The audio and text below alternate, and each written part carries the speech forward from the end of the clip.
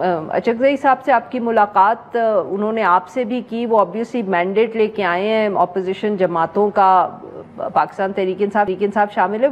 May be ask what the meeting was about, आपके साथ क्या गुफ्तगू हुई? नहीं, अचकज़ई साहब जब भी इस्लामाबाद आते हैं, हमारा 30 साल का ताल्लुक़ है, तो मुझसे मुलाकात होती है और जब सियासतदान मिलते हैं तो सियासत की बात ही करेंगे।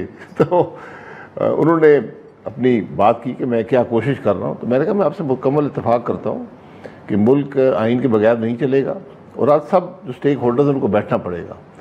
तो वो भी यही बात कर रहे हैं। तो उन्होंने कहा कि आप हमारे एफर्ट में शामिल हो जाए। मैं कि मैं असूली तौर पर आपके साथ हूँ, जो आप बात कर रहे हैं हम उसके साथ हैं, लेकिन क्या हम शामिल होंगे या नहीं, ये पार्टी से मुशावरत करनी पड़ेगी। तो लेकिन ज़रूरत वही है जो आज अचकज़ई साहब बात कर रहे हैं। ये मौलाना साहब भी यही बात कर रहे हैं, जमात इस्लामी भी अब एक कोशिश कर रही है, मुझसे लियाकत बलोच साहब मिले थे, वो भी यही बात कर रहे हैं, और जो खबरें आई थी कि मियाँ साहब ने भी यही बात की है। सर, डू यू थिंक कि मियाँ साहब ने ये बात की होगी? क्योंकि उसके बाद एहसन इकबाल साहब, ख्वाजा आसिफ साहब, उनके बयानात से तो कन्फ्यूजन ही बच गई। नहीं की होगी, खबरें आई थी, फिर बहुत से लोगों ने कहा कि नहीं ये बात नहीं की। बहरहाल ज़रूरत तो यही आज मुल्क की।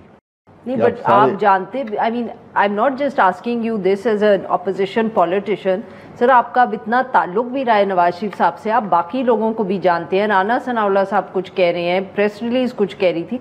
आपका क्या ख्याल है कि इस सिचुएशन में नवाज शरीफ साहब क्या सोच रहे होंगे?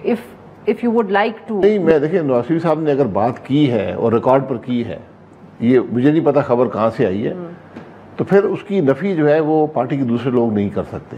पार्टी के सदर भी हैं, पार्टी के रूह रवां भी हैं और सबसे सीनियर पॉलिटिशियन है। लेकिन अगर ये वैसे ही अखबारी खबर बन गई है तो वो फिर अलग बात है।